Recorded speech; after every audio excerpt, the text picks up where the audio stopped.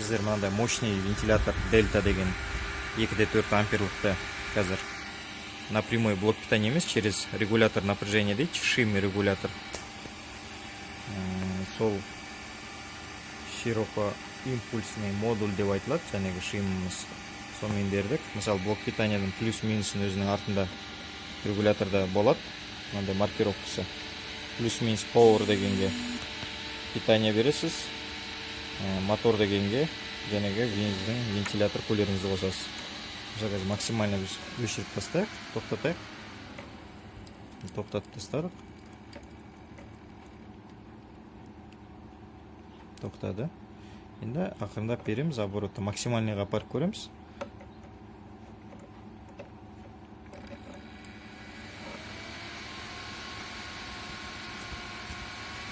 Максимальныйға апардық.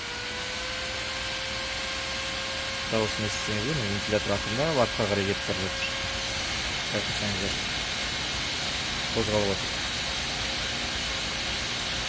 Бұдан да мықтылары бар, күштілері 3,9, 4,8 деген. Мына бізде 2,4. Міне азайттық. Жұмыс жасайды екен.